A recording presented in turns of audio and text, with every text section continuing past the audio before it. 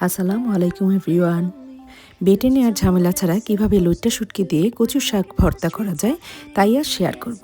রেসিপিটা শুরু করার আগে প্রথমে সবাইকে অনুরোধ করব, প্লিজ লাইক দিয়ে দেখাটা শুরু করবেন। আশা করছি লইট্টা শুটকি দিয়ে কচুর শাক ভর্তা রেসিপিটা আজকে ভালো লাগবে। যেহেতু কচু শাক দিয়ে ভর্তাটা করব, তাই প্রথমেই কচু শাকটা প্রসেসিং করে নেব।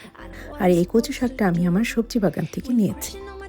কচু শাকগুলি কাটার আগে আমি খুব ভালোভাবে ধুয়ে নিয়েছি এবং দেখানো নিয়মে কেটে নিয়েছি। কচু শাকের সাথে লইট্টা শুটকি দেওয়াতে ভর্তাটা এতটাই ইয়াম্মি হয় যে কখন যে প্লেটের ভাত শেষ হয়ে যাবে আপনি টেরই পাবেন না। দারুণ লোভনীয় কচু শাকের ভর্তাটা এমনিতেই অনেক মজা হয়। আর সেই কচু শাকের ভর্তাটাকে আরও মজাদার করার জন্য আমি লইট্টা শুটকি ইউজ করব। আর এই লইট্টা শুটকি ইউজ করাতে এর স্বাদ আরও দ্বিগুণ হয়ে যায়। তাই বুঝতেই পারছেন আজকের ভর্তাটা দারুণ মজাদার আর লোভনীয় হতে যাচ্ছে।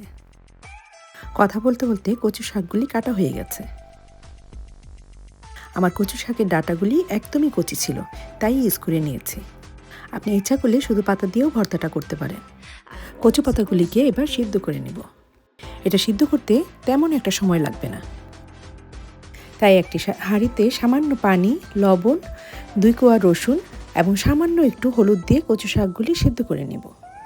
চুলার হিটটা মিডিয়ামে রেখে কচু শাকগুলি এভাবে ভাপিয়ে নিলে কচুর যে একটা বদনাম আছে তা আর থাকবে না। ঢাকনা দিয়ে অপেক্ষা করব যতক্ষণ না পর্যন্ত সিদ্ধ হয়ে আসে। শাকটা বসিয়ে দিয়ে ভর্তার অন্যান্য উপকরণ রেডি করে নিব। তাই প্রথমে লইট্টা শুটকিগুলি 1 ইঞ্চি পরিমাণ করে কেটে নিয়েছি। এখানে আমি প্রায় 1 কাপ পরিমাণ লইট্টা শুটকি নিয়ে নিয়েছি। আর শুটকিগুলি হালকা গরম পানিতে কিছুক্ষণ ভিজিয়ে রেখে প্রায় 3 থেকে 4 বার পানি বদলিয়ে ধুয়ে নিয়েছি। শুটকিটা প্রসেসিং করতে করতে কচু পাতাগুলি তো সিদ্ধ হয়ে গেছে।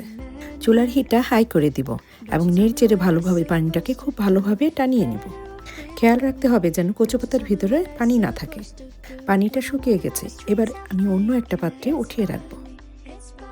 এবার আরেকটি প্যানে কিছুটা সরিষার তেল দিয়ে দিব এবং 6 থেকে 7টা শুকনো মরিচ মিডিয়াম টু লো হিটে রেখে মুচমুচে করে ভেজে নিব। মরিচটা ভাজা হয়ে গেলে অন্য একটি পাত্রে উঠিয়ে রাখব। এবার একই তেলে রসুন ও কাঁচামরিচগুলো ভেজে নিব।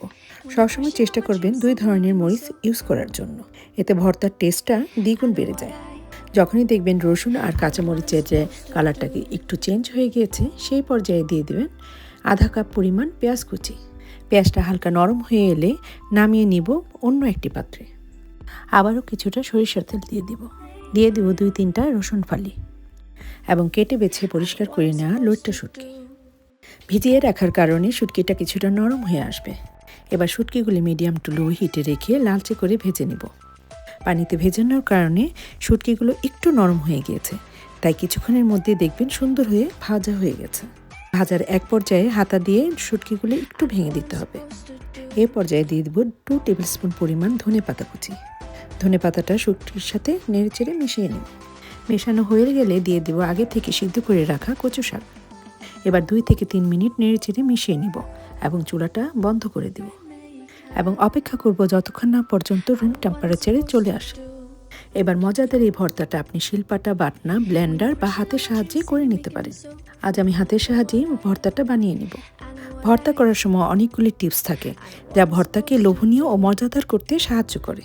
প্রথমে একটি প্লেটে ভেজে রাখা মরিচগুলো স্বাদমতো লবণ দিয়ে ম্যাশ করে নিব।